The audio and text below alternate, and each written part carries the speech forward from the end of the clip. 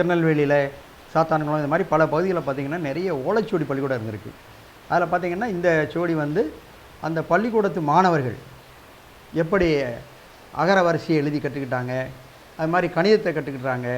இந்த சுவடிகள்லாம் அந்த பள்ளிக்கூடத்து மாணவர்கள் எழுதி அங்கே பாதுகாப்பாக வச்சுருந்த சுவடி. இது மாதிரி நிறைய ஓலைச்சுவடி பள்ளிக்கூடத்தில் இது கிடைக்கிது. அது மட்டும் இல்லாமல் நீங்கள் பார்த்திங்கன்னா நமக்கு வந்து முருகனுடைய ஒயில் கும்மி, அது மாதிரி திருச்செந்தூர் கொடிமர கதை எப்படி வந்ததுங்கிற அந்த கொடிமர கதை ஒரு ஓலைச்சுவடியில் பதிவு செஞ்சு வச்சுருக்கிறாங்க. கதைப்பாடல்கள் நமக்கு நிறைய கிடைக்கும். இப்போ பார்வதி அம்மன் கதையெல்லாம் இருக்குல்ல, இது மாதிரி சுடலை மாடன் கதை, அது மாதிரி இசக்கியம்மன் கதை, இப்படி நிறைய கதைப்பாடல்கள் நம்ம பகுதியில் நிறைய இன்னும் சேகரிக்கலாம் வச்சுருக்கிறாங்க. அது மாதிரி கனவின் சாஸ்திரம், திருமணி கும்மின்னு ஒரு வித்தியாசமான ஒரு கும்மி, 5 வீட்டு சாமிகள்னு ஒன்று சொல்லுவாங்க. செட்டியாபாத்துங்கிற கிராமத்தில் இருக்குது. அந்த சாமியினுடைய வரலாறை சொல்லக்கூடிய ஓலைச்சுவடி எல்லாம் நம்மகிட்ட நிறைய இருக்குது. திருநெல்வேலி மாவட்டம் நாங்குநேரி தாலுகாவில் ஒரு சிறிய கிராமம் சிங்கிகுளம்ங்கிறது. அது இங்கே திருநெல்வேலியிலேருந்து ஒரு 30 கிலோமீட்டருக்கு அப்பால் இருக்குது. அங்கே தான் பிறந்து வளர்ந்து எனக்கு தொடக்க கால கல்வியெல்லாம் அங்கே தான் பயின்றேன். ஆனால் நான் சின்ன குழந்தையாக இருக்கும் பொழுதே இந்த சுவடியோடு உறவு ஏற்பட்டது. ஏன்னு கேட்டால், நான் படித்த இந்து தொடக்க பள்ளியில் பார்த்திங்கன்னா அங்கே சுவடிகள் நிறைய இருந்தது. அந்த காலத்தில் எங்களுக்கு வந்து சரஸ்வதி பூஜை அன்னைக்கு படிக்க வைத்தல்னு ஒரு நிகழ்ச்சி நடத்துவாங்க. அதில் எங்கள் வீட்டில் வந்து சங்கர வாத்தியார், கிட்டு வாத்தியார் 2 பேர் அந்த பள்ளிக்கூடத்து ஆசிரியர்கள். அவர்கள் வந்து என்ன செஞ்சாங்கன்னா, அந்த சரஸ்வதி பூஜை அன்னைக்கு நீல ஓலையில் எழுதிட்டு வந்தாங்க. வந்துட்டு வீட்டில் ஒரு பெரிய பூஜையெல்லாம் பண்ணி அதற்கு அவர்களுக்கு புத்தாடைகள்லாம் கொடுத்தோம். எங்களுக்கும் புத்தாடைகள்லாம் கொடுத்து, ஹரிவோம் நம குருவே நன்றாக துணை அப்படின்னு ஓலைச்சுவடியில் முதல்ல எழுத வச்சாங்க. எனக்கு அது இன்னும் பசுமையாக ஞாபகம் இருக்குது. அதுக்கப்புறம் எங்களை அங்கே இருந்து ஆற்றை கடந்து அந்த பக்கத்தில் தான் பள்ளிக்கூடம் இருக்குது, அதுக்கு தூக்கிட்டு போனாங்க. அங்கே வச்சு எங்களுக்கு பாடத்தை தொடங்கினாங்க. அதுதான் ஓலைச்சுவடியோடு எனக்கு தெரிந்த முதல் நினைவு. அதுக்கப்புறம் நீங்கள் பார்த்தீங்கன்னா அந்த பள்ளிக்கூடத்தில் படிக்கும்பொழுது நிறைய சுவடிகளெல்லாம் பார்க்கக்கூடிய வாய்ப்பு இருந்ததுனால இது என்ன இருக்கும்னு ஆசை இருந்தது. ஆனால் நான் படித்த காலகட்டத்தில் வந்து நமக்கு வந்து ஸ்லேட்டில் எழுதுறது, அது மாதிரி பேப்பர் எழுதக்கூடிய காலமாகி போச்சு. 1950களெல்லாம் அந்த மாதிரி நிலை வந்ததுனால ஓலைச்சுவடியில் எழுதி நான் படிக்கலை. ஆனால் தொடக்கம் வந்து அப்படி இருந்தது. அதுக்கப்புறம் இந்த கிராமத்தில் படிக்கும்பொழுது நிறைய வில்லிசை பாடல்கள், பாவை கூத்துலாம் பார்த்துருக்குறேன். எங்கள் வீட்டில் சரஸ்வதி பூஜை அன்றைக்கி என்ன செய்வாங்கன்னா, ஏடு அடுக்குவாங்க. இப்போ நான் சரஸ்வதி பூஜைன்னு சொல்கிறோம்ல, அது மாதிரி ஏடு அடுக்குவதுன்னு சொல்லுவோம் நாங்கள். அன்றைக்கி வீட்டில் இருக்கிற புத்தகங்கள், சுவடிகளை எல்லாம் பெருசாக அடுக்கி அதன் மீது ஒரு சரஸ்வதி முகத்தை வச்சு நாங்கள் என்ன செய்வோம்னா வழிபாடு செய்வோம். அடுத்த நாள் அந்த சரஸ்வதி பூஜையை அந்த ஏடுகளெல்லாம் இறக்கிடுவோம். அப்போ நிறைய அதுக்கு முதல் நாளே ஓலைச்சுவடியெல்லாம் நம்ம பக்குவப்படுத்தி சரி பண்ணி துடைக்கும் போது விளையாட்டாக நிறைய ஓலைச்சுவடியில் பார்ப்போம். அதில் கயிறு போட்டுலாம் பார்ப்போம். அதில் ஜோசிய மாதிரி தெரியும், அதில் படம் வரைஞ்சிருக்கும், உனக்கு என்ன நடக்குங்களாம் சொல்லும். இப்படி ஜோசியம் சொல்லக்கூடிய அளவில் இருக்கக்கூடிய அந்த சுவடிகளெல்லாம் பார்த்துருக்குறேன். அதுக்கப்புறம் அங்கே எல்லா ஊர்கள்லேயுமே நாட்டு மருத்துவர்கள் இருப்பார்கள்லாம் உங்களுக்கு தெரியும். எங்கள் கிராமத்தில் கைலாசம் பிள்ளை வைத்தியர்னு ஒருத்தர் உண்டு. எங்கள் வீட்டிலேருந்து கொஞ்சம் தூரம் தள்ளினாருக்கு எங்களுக்கு மருத்துவம் போகிறோம் அவர் தான். அவர் வீட்டில் ஒரு பெரிய மேஜை இருந்தது. அதுக்கு அடியில் பார்த்திங்கன்னா ஒரு பெரிய நெட்டு மாதிரி கட்டி அதில் நிறைய ஓலைச்சுவடி வச்சுருப்பார். அதை அடிக்கடி பார்ப்பேன். அதில் இருந்தால் அவர் மருந்தெல்லாம் தயார் பண்ணி கொடுப்பார். பெரிய ஆங்கில மருத்துவத்துலாம் அதிகமாக போன மாதிரி தெரியல. அந்த ஊருக்கே அவர் தான் வைத்தியர். அதே மாதிரி இன்னொரு மருத்துவச்சின்னு ஒரு அம்மா இருப்பாங்க. அவங்க வீட்லேயும் நான் சுவடியில் பார்த்துருக்கேன். அந்த ஊரில் டெலிவரின்னு சொன்னால் சொரணம்னு பேர். அந்த அம்மா தான் மருத்துவம் டெலிவரி பார்க்குறது, குழந்தை பேர்காலத்துக்கு அவங்க தான் வருவாங்க. அப்புறம் குழந்தைகளுக்கு நோயின்னு சொல்லியாச்சுன்னா ஒரு சொலவு மாதிரி இருக்கும். அதில் குப்புற அந்த சுலவை வச்சு அது மேலே திருநீரை போட்டு ஒரு வரைபடம் மாதிரி ஒன்று வரைவாங்க. அதில் சில எழுத்துக்களை எழுதுவாங்க. அப்புறம் அதை தொடர்ந்து அந்த வெத்தலையினுடைய காம்பை வச்சு தான் அதை வரைவாங்க. ஏதோ சொல்லிக்கிட்டே இருப்பாங்க. அப்போ அவங்கள்ட்ட கேட்பேன், இது என்ன சொல்கிறீங்க அப்படின்னு. அவங்களும் வீட்டில் அதற்கான அந்த மந்திரங்களை சொல்லக்கூடிய சுவடிகளை வச்சுருக்கிறாங்க. எங்கள் ஊரில் பில்லி சூனியம் அடிக்கடி செய்கிற நிகழ்ச்சியெல்லாம் கேள்விப்பட்டிருக்கிறேன். அப்போ ஒரு குறிப்பிட்ட இனத்து மக்கள் அதுக்குன்னு உண்டு. அவர்கள் என்ன செய்வாருங்கன்னா, இரவு நேரத்தில் தான் அவங்கள பார்க்க முடியும். அப்படி ஒருத்தரை சந்திக்கக்கூடிய வாய்ப்பு எனக்கு கிடைச்சிது. அவர் நிறைய சுவடி வச்சுருப்பார். அது பூரா மந்திர சுவடிகளாக இருக்கும். மந்திரன்னா என்ன, இதை மாதிரி வித்தியாசமான கட்டங்கள் வரைஞ்சிருப்பாங்க. அதில் சில சொற்களை திரும்ப திரும்ப எழுதிப்பாங்க, அதை உச்சரிச்சுக்கிட்டே இருப்பாங்க. இப்படி சுவடிகள் இதெல்லாம் இருக்கும்போது எனக்கு சொல்லிக் கொடுக்குற நான் படிக்கிற பாடங்கள் வேறையாக இருக்குது, நடைமுறையில் இருக்கிறது வேற ஒன்றா இருக்குது. இதை பார்த்துக்கிட்டே வந்தேன். அப்போ இது மட்டும் இல்லாமல் வில்லிசை புலவர் எங்கள் ஊரில் ஒருத்தர் இருந்தார். அந்த வில்லிசை புலவர் இசக்கித்தேவர்னு பேர். எந்த கோயில்னாலும் சரி, இசக்கியம்மன் கோயில், சுடலமாடன் கோயில் எல்லாத்துக்கும் அவர் தான் பாட்டு பாடுவார். அவர் நிறைய கட்டுக்கட்டாக ஓலைச்சுவடி வச்சுருந்தார். அதையும் பார்த்துருக்குறேன். பார்த்துருக்கனே தவிர அதை என்ன செய்யறதுன்னு தெரியல. ஆனால் எங்கள் கிராமம் வந்து சிங்கிகுளங்கிறது மிக பழமையான 2500 ஆண்டுகளுக்கு பழமையானதுங்கிறதுக்கு நமக்கு நிறைய சான்றுகள் இருக்குது. இப்போ கூட அங்கே போனீங்கன்னா ஒரு மலை இருக்குது, பகவதி அம்மன் கோயில்னு. அதில் சமண படுக்கை இருக்குது, கீழே புத்தர் சிலைகள் இருக்குது, 22 சுனைகள் இருக்குதுன்னு சொல்லியிருக்கிறாங்க. அதில் ஒவ்வொரு சுனைக்கும் தண்ணீருக்கு வந்து ஒரு தனித்தன்மை உண்டு. அங்கு ஒரு மூலிகை உண்டுன்னு சொல்லுவாங்க. அந்த மூலிகையை பறித்து நாம் அந்த சாரை எடுத்து இரும்பில் போட்டாச்சுன்னா அது தங்கமாக மாறிடும், ரசவாதம் செய்யக்கூடியவர்கள் அங்கே இருந்திருக்கிறாங்க. அப்போ அந்த சுவடிகளை தேடணுங்கிற ஆசையும் எனக்கு அந்த ஒரு ஸ்கூல் படிக்கிற காலத்தில், அதாவது உயர்நிலைப் பள்ளிக்கு வரும்போதெல்லாம் தோணும். ஒரே ஒரு சாமியாரை மட்டும் நான் பார்த்துருக்குறேன். எங்கள் வீட்டுக்கு வந்துட்டு போவார். எங்களுடைய 2வது தாத்தா அதில் மருத்துவத்தில் கொஞ்சம் ஈடுபாடு. இந்த ராஜபுலவுன்னு கட்டி வரும், அதுக்கெல்லாம் மருந்து கொடுப்பார். அவர் வீட்டில் அந்த சுவடியெல்லாம் வச்சுருந்தாங்க. பட் இதெல்லாம் தாண்டி நான் கல்லூரிக்கு வர ஆரம்பிச்சிட்டேன். பட் இந்த வாழ்க்கையை அப்படியே என்னை விட்டு தாண்டி வெளியே வந்ததுக்கப்புறம் நான் கல்லூரியில் கெமிஸ்ட்ரி எடுத்து படிக்க ஆரம்பிச்சிட்டேன். ஸ்கூலில் வந்து நான் கணிதம் படித்தேன். அப்புறம் வந்து அல்ஜிப்ரா ஜியோமெட்ரின்னு சொல்லுவாங்க, ஒரு சிறப்பு பாடமாக. கெமிஸ்ட்ரி வந்தாச்சு. இங்கே வந்ததுக்கப்புறம் படித்தேன், படிக்க முடிந்தது. வங்கிக்கு வேலைக்கு போகணுங்கிற மாதிரி தான் ஐடியா இருந்தது. அப்போ தான் அருட்தந்தை ஞானப்பிரகாச அடிகளார்னு ஒருத்தர் இருந்தார். அவர் நிறைய ஆராய்ச்சி பண்ணிகிட்டு இருப்பார், தமிழை பற்றியெல்லாம் எழுதுவார்.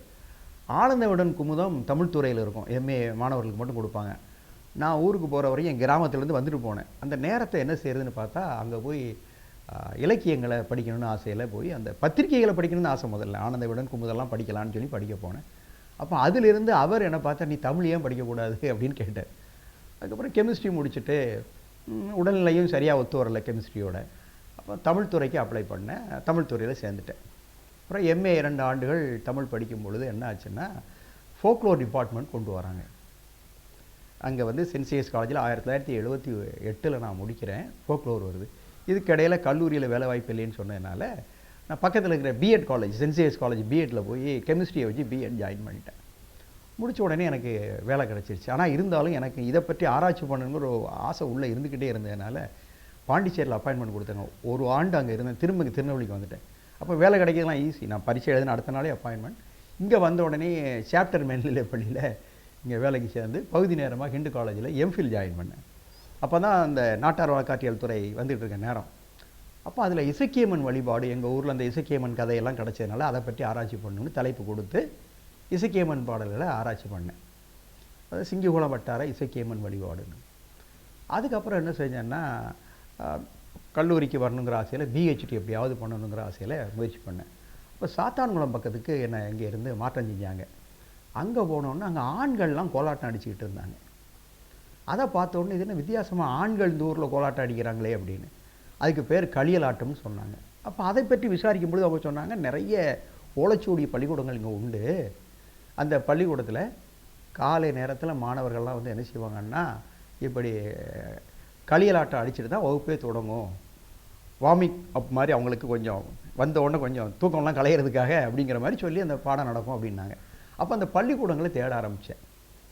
தேட ஆரம்பிக்கும்போது பக்கத்தில் சாத்தான்குளம், அதுக்கப்புறம் விஜயராமபுரம், சொக்கன் குடியிருப்பு, பல ஊர்களில் அந்த பள்ளிக்கூடங்கள் இருந்திருக்கு. அந்த அண்ணாவிகள் அப்படின்னு சொல்லுவாங்க அந்த ஆசிரியர்களை. அப்போ அவர்களை என்னால் ஒரு சிலராக பார்க்க முடிஞ்சுது. ஆனால் படித்த மாணவர்கள் 70 வயசு 50 வயசில் இருக்கிற வயதானவர்களை சந்தித்தேன். அவங்க வீடுகளில் ஓலைச்சுவடி வச்சுருந்தாங்க. நாங்கள் ஓலைச்சுவடி தான் சார் படித்தோம், ஓலைச்சுவடி இருக்குதுன்னு சொன்னாங்க. அப்போ இதை ஏன் ஆராய்ச்சி பண்ணக்கூடாதுன்னு நினச்சி தான் நான் என்ன செஞ்சேன், முனைவர் பட்டத்திற்கு மதுரை காமராஜர் பல்கலைக்கழகத்தில் களியலாட்டம்ங்கிற ஒரு தலைப்பில் ஆய்வு செய்ய ஆரம்பித்தேன்.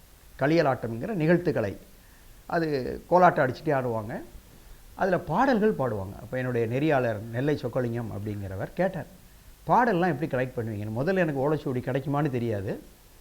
நான் அவங்க பாடக்கூடிய பாடல்கள் எல்லாம் ஒளிப்பதிவு செய்தேன். அதுக்கப்புறம் அவங்க சில பாடல் அவங்களே எழுதி கொடுத்தாங்க. அது மட்டும் இல்லாமல் பாரதியார் பாடல்கள், திரைப்பட பாடல்கள் இவற்றையெல்லாம் இதில் களியலில் அடித்து ஆடிக்கிட்டு இருந்தாங்க. இது ஏன் ஆண்கள் ஆட்டமாக இருக்குது அப்படிங்கிறத ஆராய்ச்சி பண்ணி பார்க்கும்போது தான் தெரிஞ்சது, ரொம்ப வலுவான ஆட்டமாக இருந்துச்சு. துள்ளல் இதெல்லாம் இருக்கும். பெண்கள் ஆடக்கூடிய கோலாட்டம் உங்களுக்கு தெரியும், மென்மையாக இருக்கும். இது இவர்கள் வந்து ரொம்ப பொது இடங்களில் ஆடுவாங்க, தரையில் ஆடுவாங்க. அதுவும் பெரும்பாலும் அந்த காலகட்டத்தில் மதுபானங்கள்லாம் அருந்திட்டு தான் ஆடுவாங்க. அவ்வளோ வலிமை தேவைப்படுது. அதில் பல்வேறு வகையான மெத்தட் இருக்குது, முறைகள் இருக்குது, முறைகள் இருக்குது. ஒரு கம்பு முறை, 2 கம்பு முறை அப்படிலாம் சொல்லுவாங்க. அப்போ இதற்கான பாடல்கள் இருக்கணுமா அப்படின்னு தேட ஆரம்பிக்கும் போது தான் நிறைய ஓலைச்சுவடிகளில் கோலாட்ட பாடல்கள் கிடச்சிது. இந்த கோலாட்ட பாடல்கள் அப்படிங்கிறது ஆண்களுடைய ஆடக்கூடிய அந்த கோலாட்ட பாட்டு தான். அதே மாதிரி அவங்க ஆடக்கூடிய களியலாட்ட பாடல்கள். எனக்கு மிகப்பெரிய ஆச்சரியம், விஜயராமபுரத்தில் பள்ளிக்கூடத்தில் இருந்த ஒரு அண்ணாவி, அவரை தேடி போனேன். அவருக்கு அப்புறம் வாரிசு, பெண் வாரிசு தான், ஆண் வாரிசு கிடையாது. அதுவும் அவர் வந்து டெல்லிக்கு போயிட்டார் மருமகன். ஒரு மாதிரி கண்டுபிடிச்சி கடைசியில் ஒரு நாள் ஒரு நண்பர் சொன்னார், சார் அவர் வந்திருக்கிறாரு டெல்லியிலேருந்து அப்படின்னு. அவரை போய் பார்க்க போனேன். அவர் இன்னும் ஒரு மாமா வீட்டில் கொண்டு போய் கொடுத்துட்டாரு. உடனே கஷ்டப்பட்டு அவர் வீட்டுக்கு போனால் ஒரு மூட்டை நிறைய ஓலைச்சுவடி இருந்தது. ரொம்ப மகிழ்ச்சி. தேடி தேடி பார்த்தா கடைசியில் களியலாட்டம் அப்படிங்கிற ஓலைச்சுவடியே எனக்கு கிடச்சிச்சு.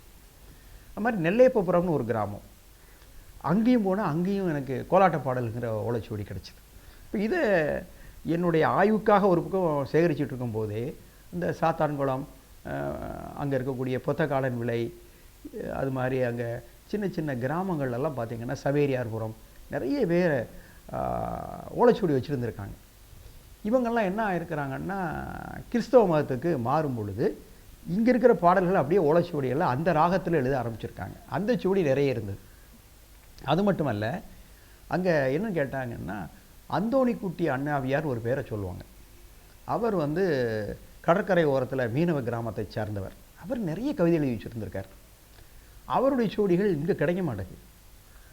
ஆனால் எல்லா ஊர்கள்லையும் 10 நாள் திருவிழா நடக்கும், எல்லா தேவாலயங்களில். அது குறிப்பாக ஆர்சி சர்ச்சுன்னு சொல்கிறோம்ல, ரோமன் கத்தோலிக்கர்கள், அங்கே ஒரு ட்ராமா நடத்துவாங்க.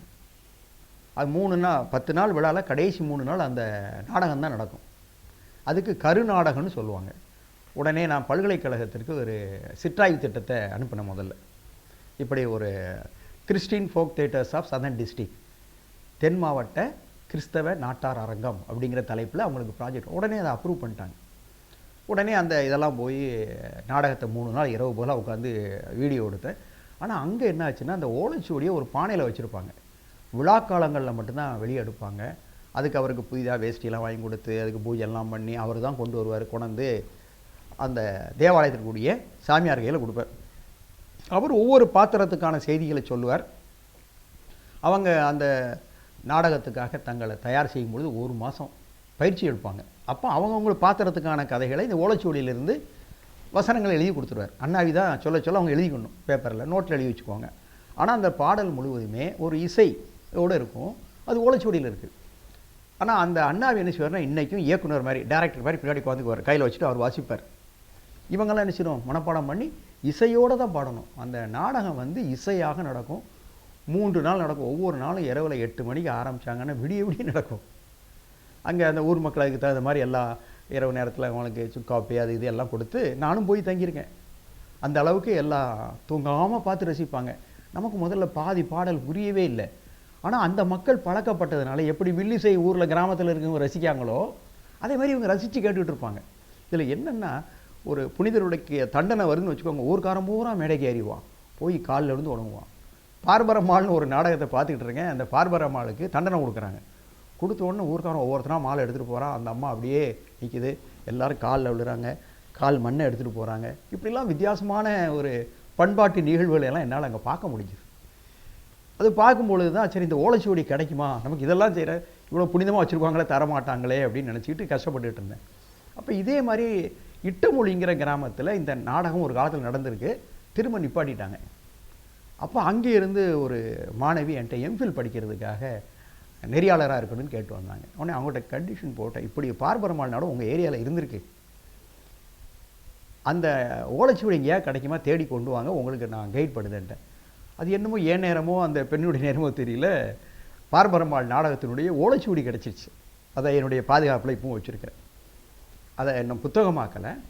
நான் வந்து அலேசு நாடகம்னு ஒரு நாடக ஓலைச்சுவடி கிடச்சிது, அதை புத்தகமாக்கிட்டேன். கனிகூர்ந்தாள் நாடகம்னு ஒரு நாடகம், அதையும் நான் புத்தகமாக்கிட்டேன். அதெல்லாம் இப்போ நடிக்க காணும். அந்த அலேஸ் நாடகம், கனிகூர்ந்தாள் நாடகத்திலலாம் இப்போ என்ன செய்கிறதில்ல, நடிக்கிறதுக்கு ஆள் இல்லை, அந்த கிராமங்களில் விட்டுட்டாங்க.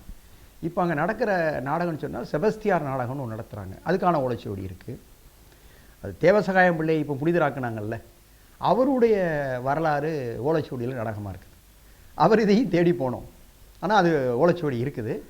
அண்மையில் கூட அவரை பற்றிய ஒரு கதைப்பாடல் மாதிரி ஒரு ஓலைச்சுவடி கிடைத்தது. அதை வந்து ஆனந்தமலதாசன்னு ஒரு அருட்தந்தை ஆனந்தமலதாசும் நானும் சேர்ந்து அதை வரணும். அவர் அது புத்தகமாக வெளியிட்டிருக்கிறார். அதுக்கு அணிந்துரை நான் தான் எழுதியிருக்கிறேன். இப்போ இதை மாதிரி நிறைய கிறிஸ்தவ சுவடிகள்லாம் கிடச்சிது. அப்போ எனக்கு தோணுச்சு, நம்ம பகுதியில் இவ்வளோ சுவடிகள் இருக்குதே, அப்போ ஏன் இப்போ நமக்கு வந்து நம்ம சங்க இலக்கியங்கள், நிகண்டுகள் இந்த மாதிரி தான் தேடிக்கிட்டு இருக்கிறோம். இப்போ 2 வகையான எழுத்தாளர்கள் இருக்காங்க போல் இருக்கு.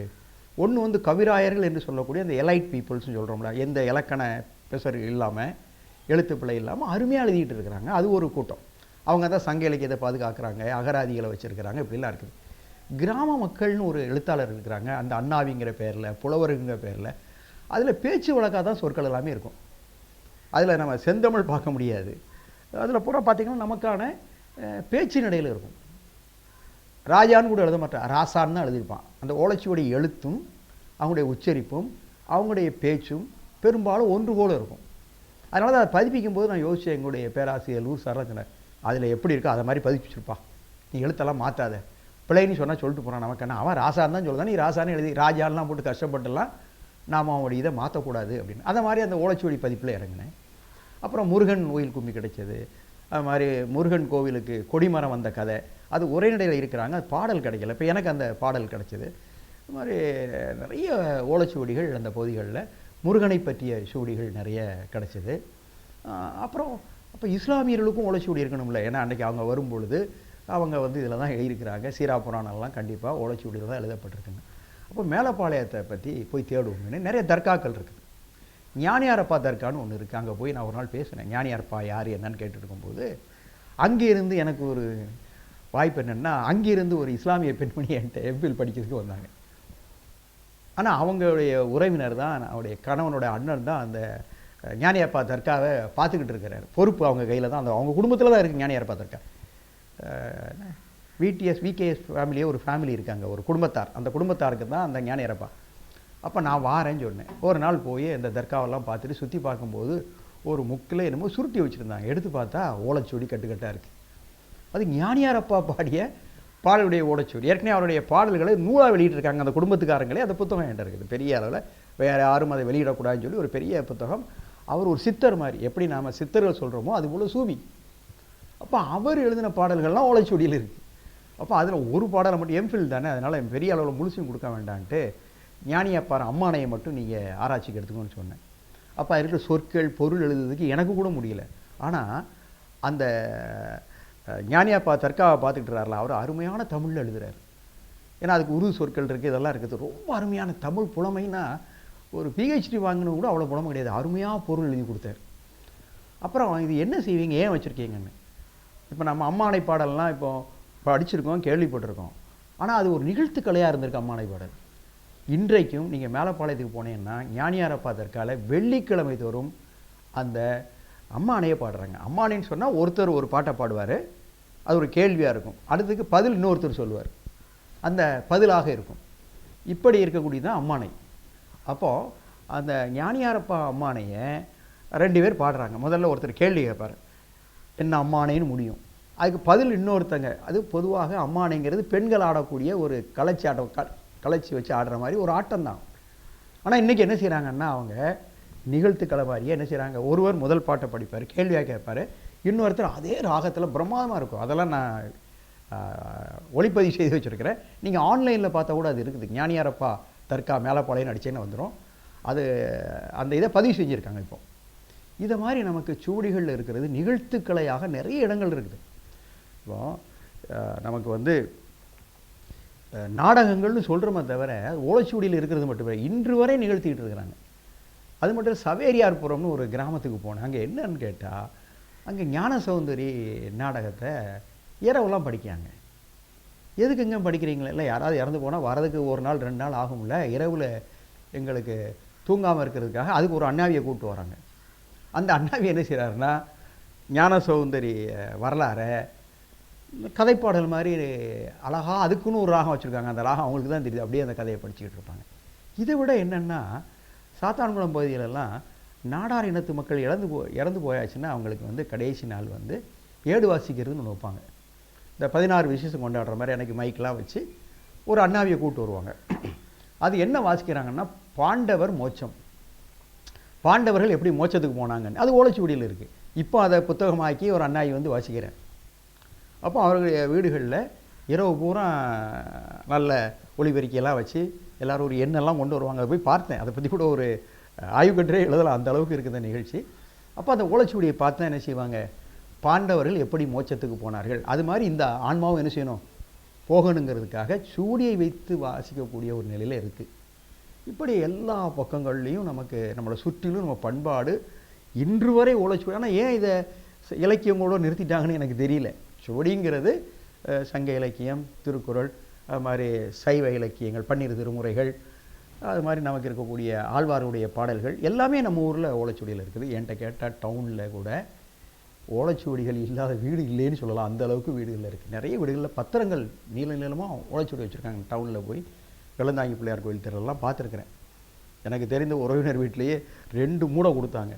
அதை சரியாக பாதுகாக்காமல் ரொம்ப போச்சு. அதே மாதிரி நிறைய வீடுகளில் இன்றைக்கி நீங்கள் என்ன செய்யலாம் பார்க்கலாம்.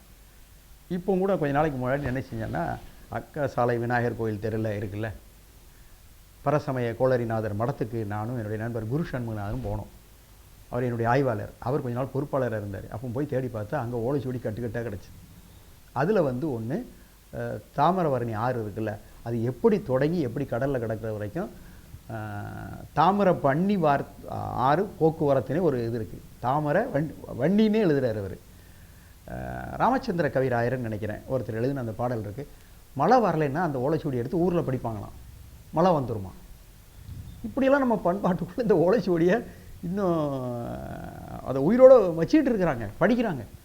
அப்போ அங்கே இன்னும் நிறைய ஓலைச்சுவடிகள் இருக்குது. அங்கே ஒரு செப்பேடு கிடச்சிது, தெலுங்கில் இருந்தது. அதை கூட இப்போ வெளியிட்டிருக்கேன். நான் ஏற்கனவே 2017 வெளியிட்டிருக்கிறேன்.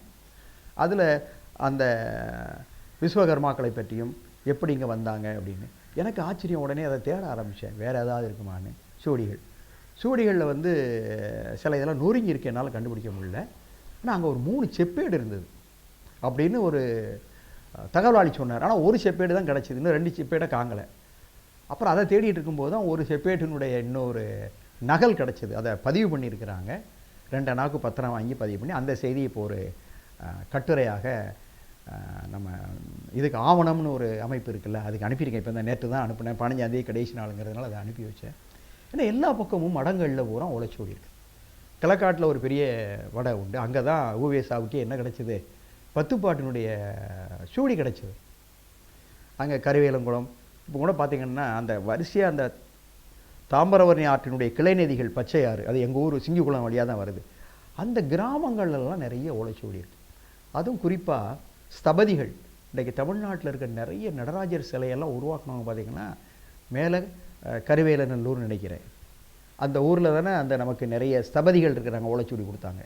ஒரு கோயிலினுடைய முன்பக்கத்தை எப்படி கட்டணும், கொடிமரத்தை எப்படி அமைக்கணும், இந்த மாதிரி செய்திகள் அடங்கிய ஓலைச்சுவடிகள் அந்த ஊரில் மேலே கருவேலங்குளம் அப்படிங்கிற ஊரில் இருக்குது. இப்போ கூட அதை வாங்கிட்டு வந்து இப்போ தமிழக அரசுடைய உதவியோடு என்ன செய்யிருக்கோம், அதை பூரா ஃபோட்டோகிராஃப் எடுத்து அதை ஆவணப்படுத்திக்கிட்டு இருக்கிறோம். இந்த மாதிரி மருத்துவ சுவடிகள் தனித்துறை அது நிறைய இருக்குது. இப்போ கூட ஒரு 20 சுவடி ஒரு நண்பர் கொடுத்தாரு.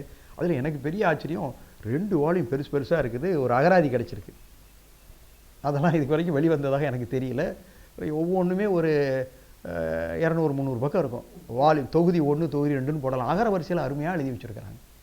ஏன் இதெல்லாம் சேகரிக்கலை, இதெல்லாம் ஏன் வந்து நம்ம நூலாக்கி கொடுக்கலை?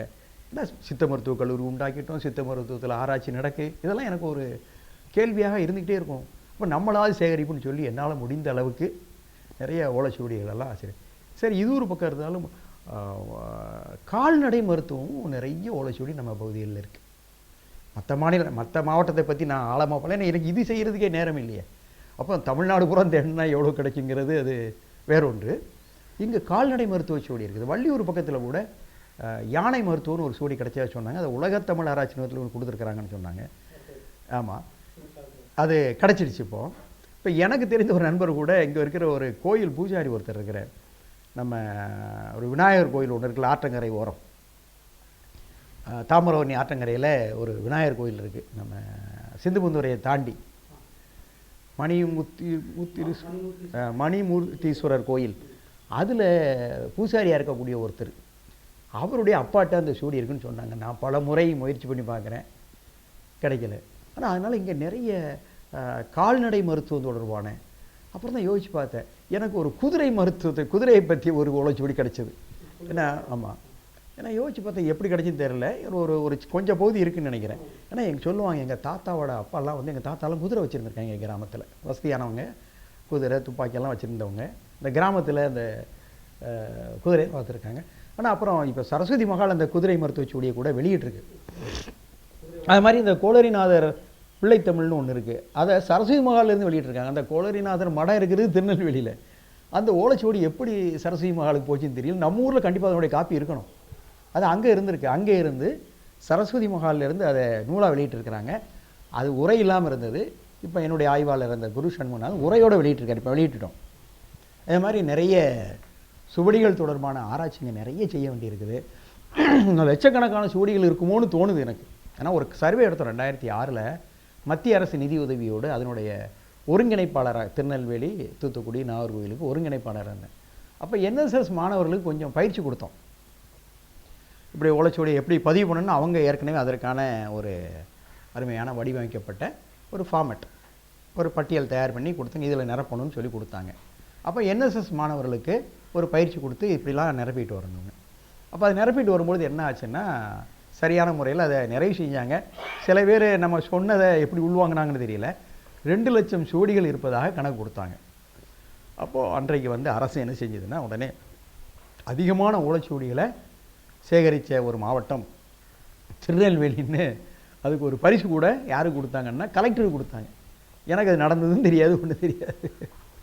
அது பத்திரிகையில் வந்து நான் பார்த்தேன், சொன்னாங்க இப்படி தமிழ்நாட்டிலேயே அதிக ஓலைச்சுவடி உள்ள மாவட்டம் திருநெல்வேலின்னு சொல்லி அதை பதிவு செஞ்சதுக்காக கலெக்டருக்கு வந்து கொடுத்தாங்க. பதிவு செஞ்சது பூரா மாணவர்கள், என்எஸ்எஸ் மாணவர்கள் அவர்களெல்லாம். ஆனால் நம்ம மாவட்டத்துக்கு அப்படி ஒரு பெருமை கிடச்சிருக்கு. அதனால் இன்னும் நம்ம மாவட்டத்தில் நிறைய இருக்குது. என்ன ஆதங்கம்னா, இவ்வளோ ஓலைச்சுவடி இருக்குது. இங்கேருந்து ஓஎஸ் லைப்ரரி கொண்டு போகிறாங்க. இன்றைக்கி நீங்கள் கேரளாவுக்கு போனீங்கன்னா அங்கே இருக்கக்கூடிய பல்கலைக்கழகத்தினுடைய கதைப்பாடல் சுவடிகள்னு ஒரு பெரிய பகுதி வச்சுருக்காங்க. அதில் ஒரு 70-80% திருநெல்வேலியை சார்ந்த கதைப்பாடல்கள் தான். அவங்களே சொல்கிறாங்க, இங்கேருந்து திருநெல்வேலியிலேருந்து வந்து ஓலைச்சுவடி தான் சார் வச்சுருக்கோம் அப்படின்னு. ஆனால் திருநெல்வேலியில் ஓலைச்சுவடியை பாதுகாக்கிறதுக்கு ஒரு இடம் கூட இல்லைன்னு எனக்கு ஒரு வருத்தம். எனக்கு ஒரு விருப்பமே அதுதான். திருநெல்வேலியில் எப்படியும் ஓலைச்சுவடிக்கு ஆவண பாதுகாப்பகம் ஒன்று உருவாக்கணும். ஏன்னா ஓஎஸ் காலத்தில் நிறைய கொண்டு போயிருக்கிறாங்க. இப்போ பார்த்திங்கன்னா தஞ்சாவூருக்கு அண்மை காலங்களில் ஒரு இலக்கிய அமைப்பு வச்சு தமிழ் மரபு அறக்கட்டளைன்னு ஒன்று ஆரம்பித்து அவங்க நிறைய சுவடிகளை திரட்டியிருக்காங்க. எல்லாம் கொண்டு போய் தஞ்சாவூரில் இருக்குது. 1 லட்சம் ஓலைச்சுவடி கொடுத்ததா சொன்னாங்க. அது 2 லட்சம் கொடுத்தேன்னு சொன்னாங்க. பெரிய பிரச்சனையாகி அது ஒரு பக்கம் இருக்குது.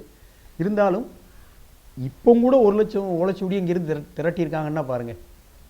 இப்போ அந்த அளவுக்கு நம்ம திருநெல்வேலி, அதுக்கு காரணம் நம்ம பகுதி பூரா பார்த்திங்கன்னா முழுவதுமே பனை மரம் நிறைந்த ஒன்று.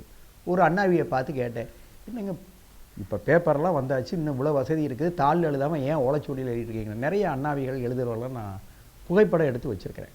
அவங்கள்ட்ட கேட்டேன் ஒருத்தர்கிட்ட. இப்போ அதில் கூட அவர் என்ன அதுக்கு சரியாகி ஆயில் போடாமல், அதாவது மை தடவும் இல்லை, அது போடாமல் எழுதி வச்சுருக்கிறார். அவர் ஒரு சைக்கிள் உள்ள கம்பியை வச்சு அழகாக எழுதிட்டுருக்கார். ஏங்க இப்போ தான் பேனா இருக்குது, இப்போ எனக்கு இது எழுதி பழகிட்டு, 2வது காசு கொடுக்காம எங்கள் வீட்டுக்கு பின்னாடி என்ன இருக்குது, பனைமரம் இருக்குது, நான் கட் பண்ணி அதை எடுத்து எழுதிக்குவேன் அப்படின்னு சொல்லி இப்போவும் எழுதினார். அண்மையில் அவர் இல்லை.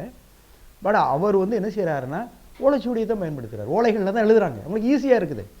இன்றைக்கு நீங்கள் திருநாவலில் பார்த்தீங்கன்னா யூனிவர்சிட்டிக்கு போகிற, பல்கலைக்கழகத்துக்கு போகிற பாதை இருக்குல்ல, அது வள்ளுவர் தெருன்னு ஒன்று இருக்கும். இன்றைக்கி நிறைய பேர் தான் குழந்தைகளுக்கு ஓலையில் தான் என்ன எழுதிட்டு வராங்க, அந்த குழந்தைக்கான ஜாதகத்தை எழுதுகிறாங்க. அந்த மரபை இன்னும் பின்பற்றுவர்கள் இருக்கிறாங்க. இன்றைக்கி எழுதி கொடுக்குறவங்களும் இருக்காங்க. அதனால் திருநெல்வேலி பகுதியை பொறுத்த மட்டும் தான் நான் ஆராய்ச்சிக்கு எடுத்துக்கிட்டது. இன்னும் தேட வேண்டிய ஓலைச்சுவடி நிறைய இருக்குது. மருத்துவத்துறை, அதுபோக இன்னும் விஞ்ஞானம் தொடர்பாக, அதாவது நமக்கு எப்படி சொல்கிறதுன்னு கேட்டால் வானவியல் தொடர்பான சுவடிகள்லாம் நிறைய இருக்குது. இதையெல்லாம் நம்ம என்ன செய்யலாம், சேகரிக்கணும். பாதுகாக்கணும். இப்போ ரொம்ப கரையானுக்கு அரிச்சு போயிட்டு இருக்கிறது தான் கவலையாக இருக்குது. மீபா சோமுன்னு ஒரு பெரிய அறிஞர் இருந்தார், அப்போவே எழுதினார் அவர். எத்தனையோ வீடுகளில் எத்தனையோ ஓலைச்சுவடிகள் கரையானுக்கு இரையாகி கொண்டிருக்கனவே தெரியலேன்னு சொல்லி வருத்தப்பட்டு தன்னுடைய நூலில் மீபா சோமு கேள்விப்பட்டிருப்பீங்க, சாகித்ய அகாடமி விருது வாங்கின ஒரு பெரிய எழுத்தாளர். அவர் வருத்தப்பட்டு எழுதுறாரு. அதை கூட என்னுடைய ஆய்வேட்டில் முன்பக்கம் அதான் கொடுத்துருப்பேன். அது இன்றைக்கி வந்து ஒரு பெரிய வினா என்ன வருதுன்னா, இன்றைக்கி கணினிமயமாயிட்டோம், எல்லாம் எளிதாக நமக்கு கிடைக்கிது, இந்த ஓலைச்சுவடியை போட்டு ஏன் தேடணும், இதனால் என்ன பயன்? ரெண்டாவது, அப்படியே ஓலைச்சுவடி கிடைச்சாலும் அதை படிக்கிறதுக்கெல்லாம் இன்றைக்கி ஆள் கிடையாது அப்படிங்கிற ஒரு கருத்து இருக்குது. ஆனால் இந்த ஓலைச்சுவடிகள் இன்றைக்கி கிடச்ச உடனே நாம் சொல்வது மாதிரி புலவர்களை தேடி வாசிக்கிறதுக்கெல்லாம் முடியாதுன்னு சொல்கிறோம். ஆனால் அதை பதிவு செஞ்சாச்சுன்னா இன்றைக்கி நமக்கு செயற்கை நுண்ணறிவு வந்துடுச்சு.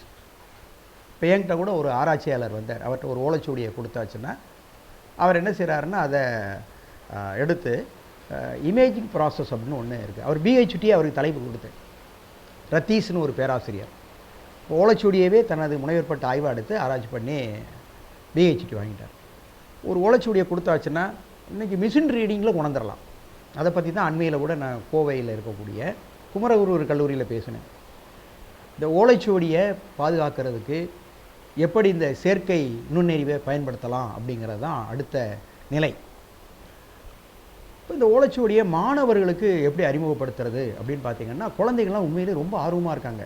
இப்போ 2 நாளைக்கு முன்னாடி கூட ஒரு 2 மாணவர்கள், சார் ஓலைச்சுவடி படிக்கணும், இவருக்கு அவங்கெல்லாம் பார்த்தீங்கன்னா சிபிஎஸ்சி சிலபஸில் படிச்சுட்டு இருக்கிறாங்க, ஓலைச்சுவடியை கற்றுக்கணும், உங்கள் வீட்டுக்கு வரலாமா சார் படிக்கணும் அப்படின்னு கேட்குறாங்க.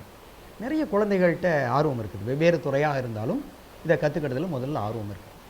இந்த சுவடியை அங்கங்கே இருக்குதுன்னு அவங்க சொல்கிறாங்க. இந்த குழந்தைகள் தான் இப்போ பெரிய தகவலாளி அல்ல இன்ஃபார்மன்ட் சொன்னால் யாருன்னா பள்ளிக்கூடத்து மாணவர்கள் தான்.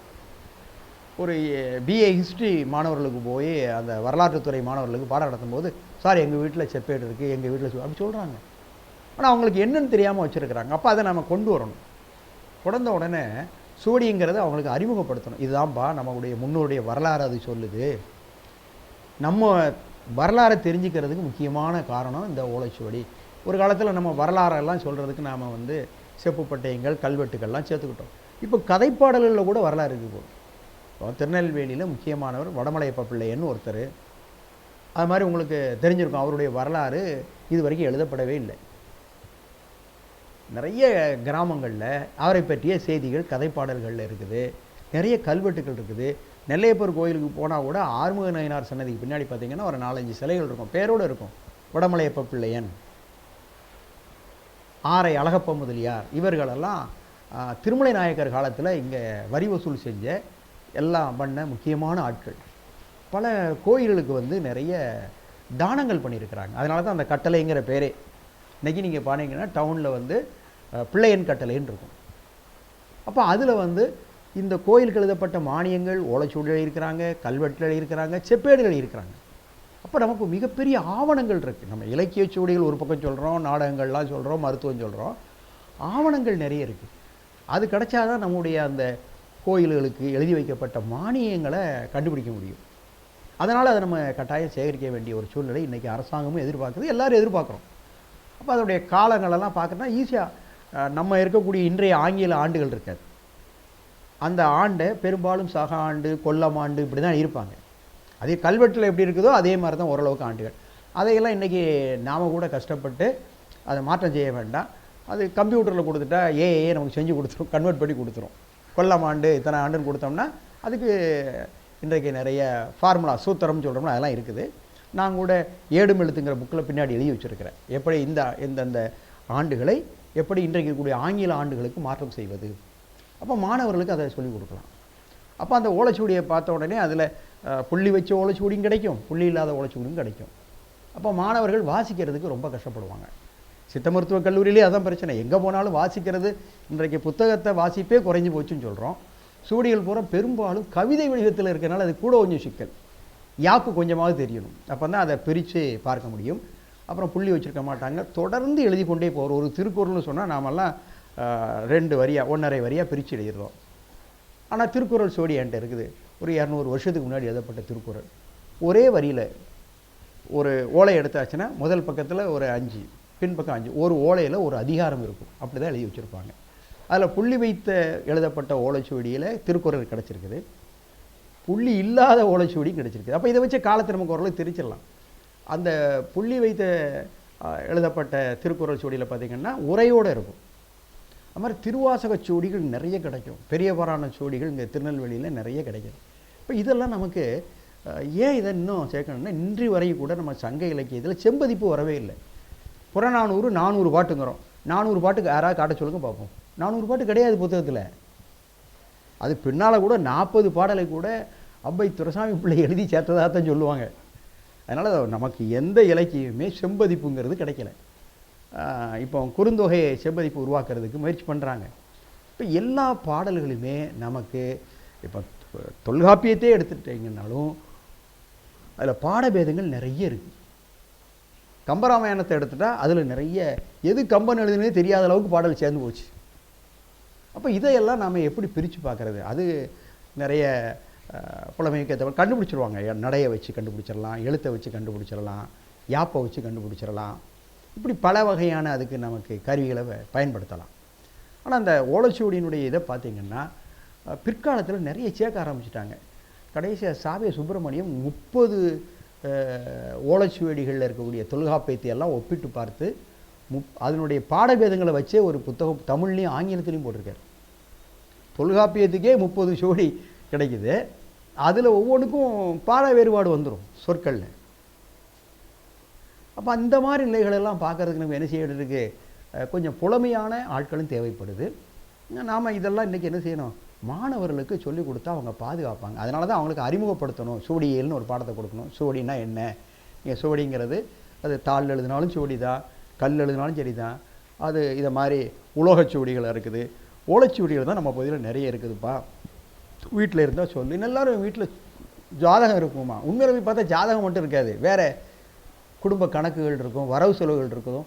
ஏன் நிறைய சர்ச்சில் எழுதின கணக்குகளே இருக்குது. அதெல்லாம் குப்பையில் தூக்கி போட்டாங்க. நான் எடுத்துகிட்டு வச்சுருக்கேன் சில இதெல்லாம். இப்போ கோயிலுக்கு கொடுத்த யார் யார் என்ன பொருள் கொடுத்தாங்கிறதெல்லாம் ஓலைச்சுவடியில் இருக்குது. பிற்காலங்களில் பூரா நிறைய சுவடிகளில் அதை பதிவு பண்ணி வச்சுருக்கிறாங்க. இப்போ அங்கே குறுக்குத்துறை பக்கம் கூட ஒரு ஊர்லேருந்து ஒருத்தர் கொண்டு வந்து கொடுத்தாரு. இந்த கோயிலை யார் கேட்டனா அதுக்கு என்ன மானியம் எழுதி வச்சுருக்காங்கன்னு அதில் இருக்குது. பின்னாடி வரக்கூடிய சுடலமாடங்களுக்கு எழுதின மானியம் கூட அதில் இருக்குது. யாராவது குடும்பத்துக்காரங்க எழுதி வச்சுருக்கிறாங்க. இப்போ அண்மையில் கூட ஒரு சோடியை சாட்டை கொடுத்து பண்ணோம். அது முனிசாமி பாடல்னு ஒன்று, சீதா பிறப்பல்னூர்னு ஒன்று. அந்த ஊருக்கு அந்த சாமி எப்படி வந்தது, யார் அந்த கோயிலை கேட்டுனா அப்படிங்கிற செய்தியெல்லாம் அதில் இருக்குது. வரலாறு கிடைக்கிது நமக்கு. நிறைய வரலாறுகளை அறிந்து கொள்வதற்கு இந்த சோடி ஒரு காரணமாக இருக்குது.